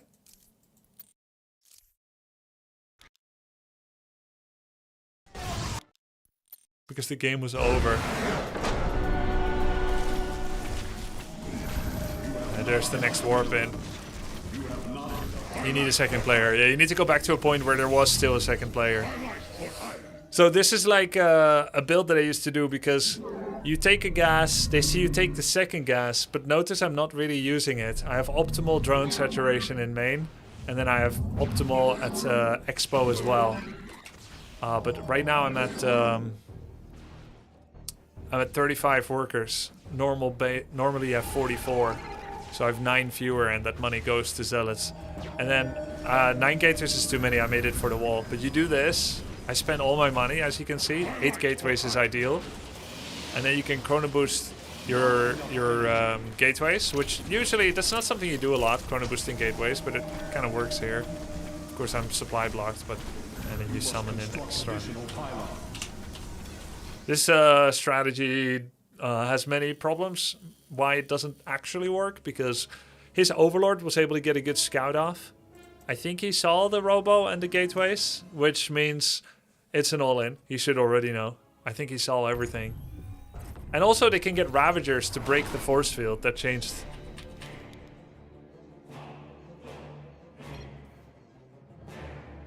I had an adept. Adepts are better than stalker killing zergling snuff. Normally I went with more sentries, but the build ain't as clean as I used to do it. But let me just show you what he saw. So I don't remember what the normal gas timings are for Protoss. Well, I can't remember. I don't know what they are in Legacy. But suffice to say, I could soon be making gases here. Right now, I'm making a probe. Right now, I'm not making probe. He can see that. That's the weird thing number 1. Not making probes right now. Weird thing number 2, didn't use the gases. Weird thing number 3, has a sentry. And then he flies in and sees 2 gateways. Ooh, he missed the robo. 2 gateways is certainly not strange, but it is awfully convenient that it is at one of the hardest to scout areas of anyone's base. And like, what are you trying to hide here, buddy? Why do you need 4 gateways? That's kind of weird. So now the question is, did he read it correctly? He's at 32 workers. Does he know I'm all in? Yes, he's read it correctly. In fact, he's going all in, right? Melee attack upgrade, mass ling. He's just gonna try and break in. Not very sophisticated attack, but at least he understands it's army time. And not worker time.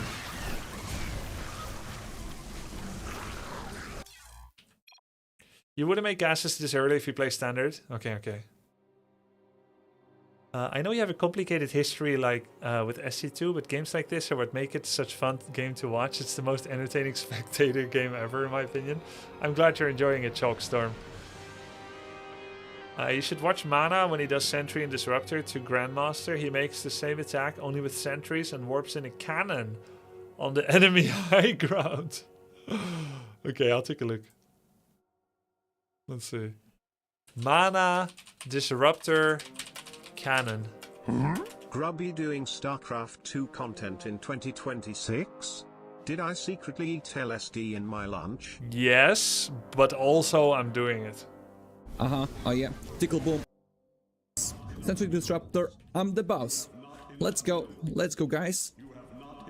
What do we do? Grandmaster is the prize. Yo! Let's do this. PvP, yo! We're actually going to play a PvP. The master. YouTuber intro. We are going to be around so much trouble. Most damage, if fortunately it doesn't deal that much damage. How to... Okay, good. Okay, in the main base, most of the time it is not going to be a pro, but it's a bit too early to block the sentry so much. No, Frozen, where are you? Okay, there guy's crazy! This guy's absolutely crazy. What is this? Was the sentry? Amber. So he made a challenge to get to Grandmaster with only Sentry and Disruptors. Okay, chase this. I see. Let's get under a cannon here. Out on the mats, or force him to warp in some units. I hope I don't walk into a stasis trap or something. Okay, Oracle. I see he's flying out. I have to warp in here. Oh, he's Hey, going back, he's glad going you back. like it, That's you one pasta. sentry. Have you tried early Oracle or RAS strategy with this energy is not recharge? I have Yeah, I not can die. used energy Yeah, the recharge battery. Okay, once we yet gotta go back. We gotta go back. because I'm not used to using it. We make it, full man. In the defense. Get Is Oracle. this after I think I the could've sentries targeted a changed bit in their better. armor type? Into the disruptors now. I think we can do. I wonder if he has a third base yet. I need to get gases. In trouble, you know? Come on! They do way more damage, sentries. Like, I'm not Am I really the wrong, first or one are they that's doing good. more damage to Oracle? Couple of stalkers. I need to get maybe a warpism. Oh, he's massing orc. He's Sentries of massing armor orc. type? Yeah, Starcraft has armor types, but it's not very He's massing obvious orcs, compared guys. to Warcraft 3. This is not good for us, is it? Even Gotta StarCraft put 1. more cannon here. I didn't understand why in StarCraft 1 sometimes my Dragoons do half damage. But I just thought, whatever. Quirk of the game, I guess. Dragoons did more damage on siege tanks than on Hydras. I didn't know why. It's a lot of gateways, man. I'm very worried for this game, honestly. This is looking dangerously Sentries bad. now do bonus damage against I'm shields. supplied by kind of make units. Let's use some hallucinations across. There's going to be like lots of stasis traps as well, I think. Fourth base.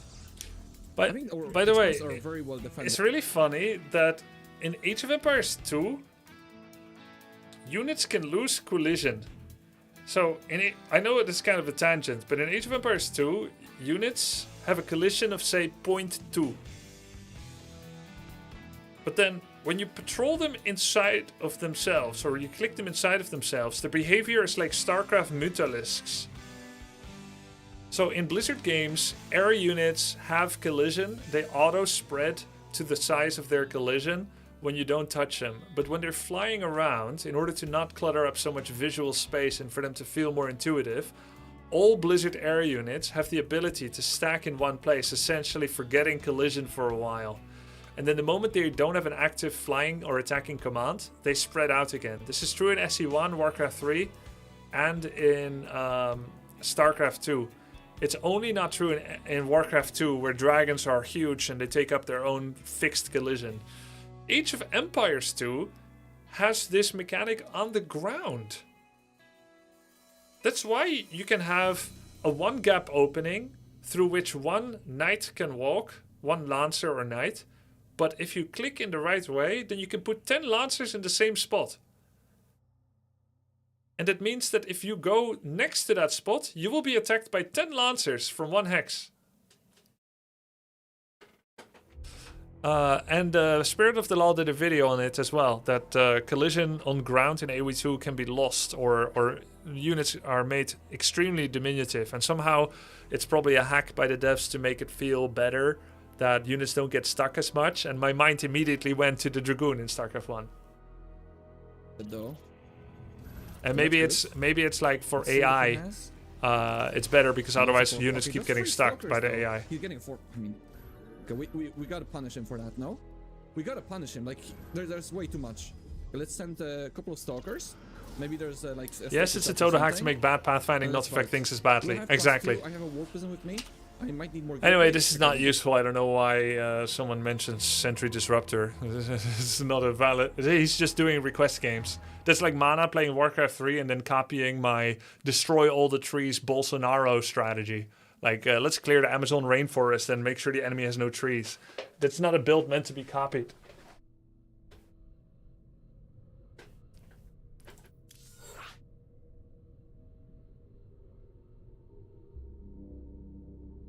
They get constant complaints about the pathfinding being too bad anyway. If they didn't use the hack, it would be even more awful. That makes sense. I've been exclusively playing the Bolsonaro Gambit on ladder. I've been scammed. That's so funny. I've had like 10 StarCraft 2 ladder games so far. 1 Protoss and 9 Zergs. But when I read the Reddit, people say it's all Protoss. And I guess you're gonna tell me it's because the StarCraft Zergs are in such a poor position that they're stuck in 4K MMR. Whereas the Protoss Gigachats are already at 5K MMR.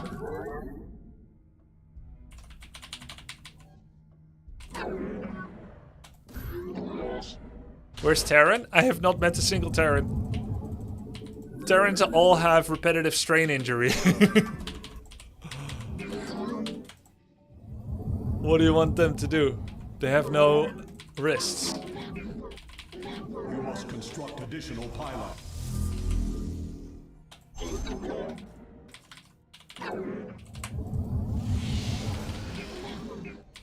Nope, there are MMR islands where races stack. Soon you'll meet only Protoss, then Terrans, etc.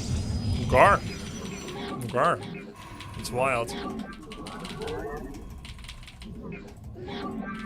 Finally, guys, I'm playing the RTS again with the smartest pathfinding, the best engine. That part at least feels really freaking good in SC2. Ah, spawning pool sans gas. You have not enough So no speedlings. That means I can probably do more adept abuse. You have not enough minerals. Still no gas? It probably still doesn't have gas.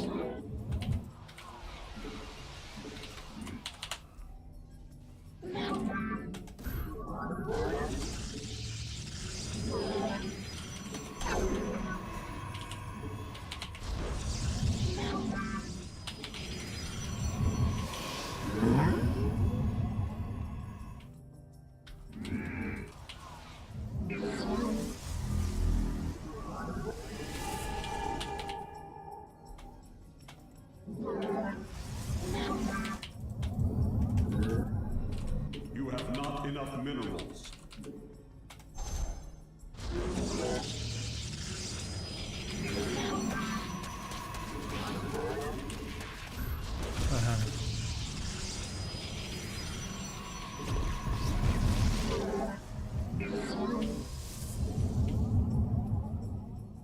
The firstborn shall persevere. Where shall we? Najakar, Najakar. Let your will be. Yes, Executor. We serve with pride. Give us your command. Ire shall be reclaimed.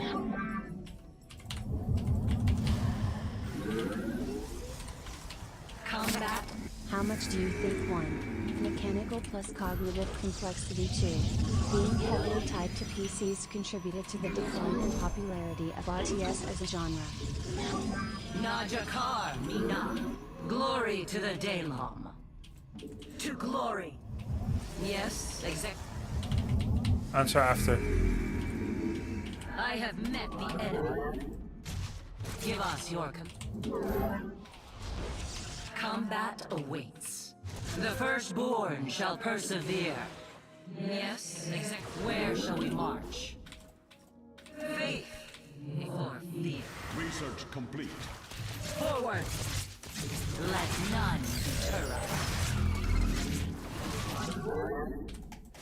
Faith!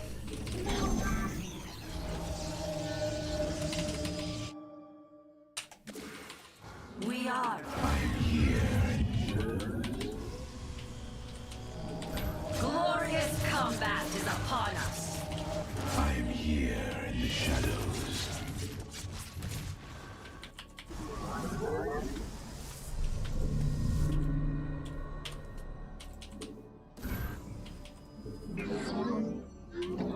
I am here in the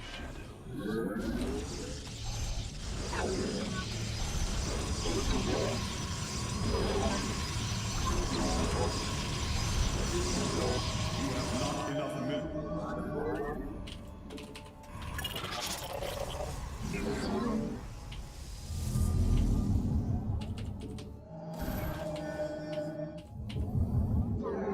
I am here in the shadows.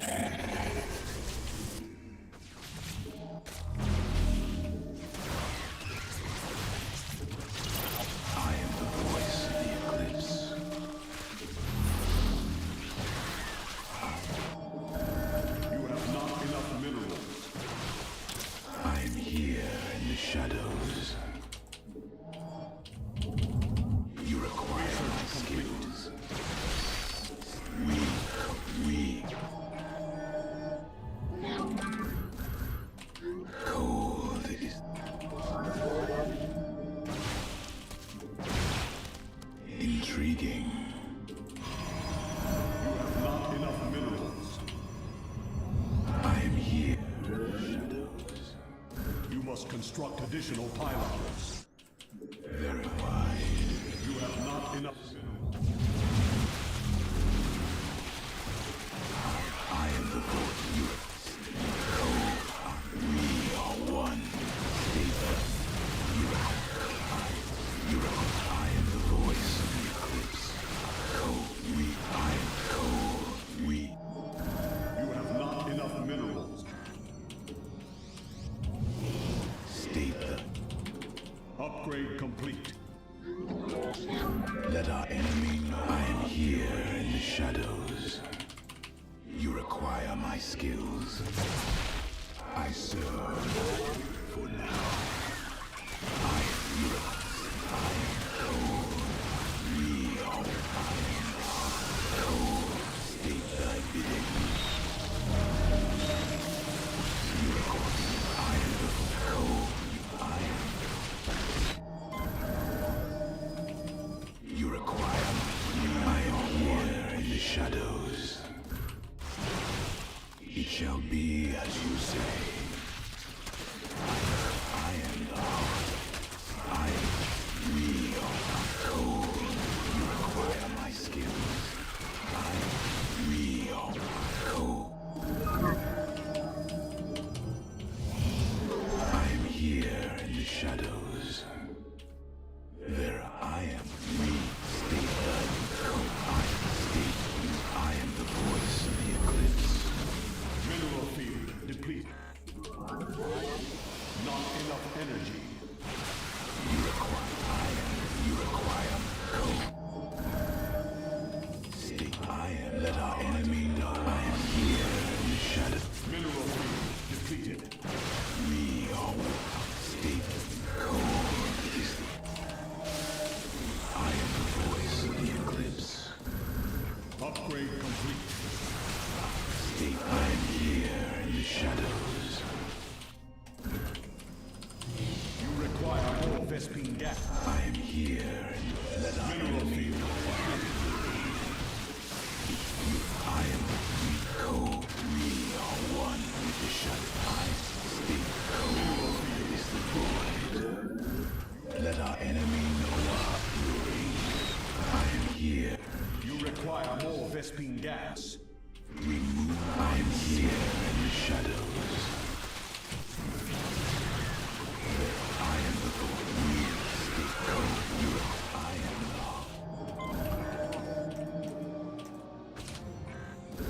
the. Let our enemy know our fury. I am here in the shadows. Did I never take the gases in my main, or did I take the probes out by accident? There's no way I never took them, right? No, I took them out by accident. I don't know what happened. GG.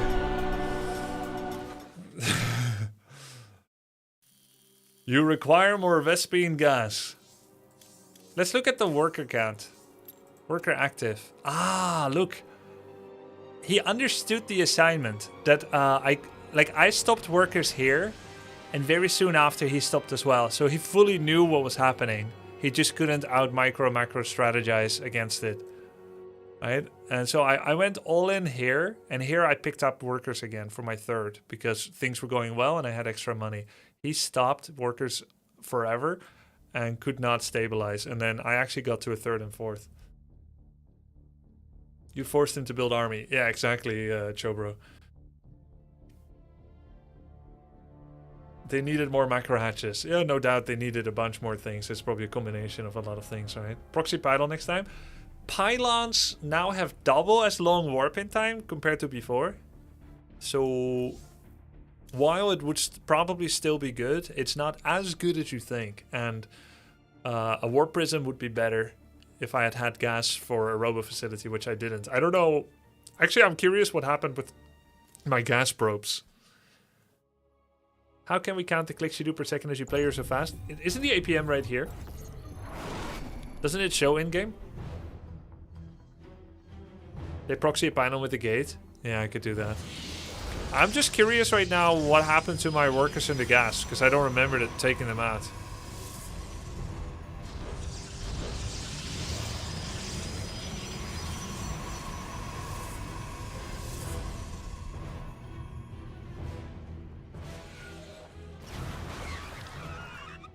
Templar Archives active but didn't use? Yeah, I didn't have the gas. What happened to my gas workers?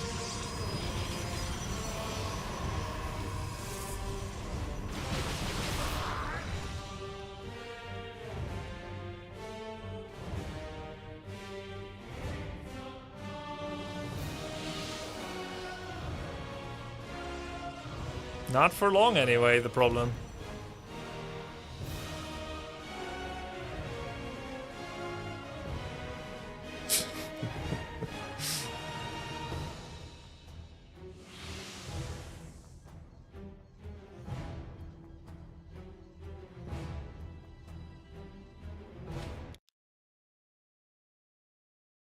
It was my expo. It was my third. Makes sense.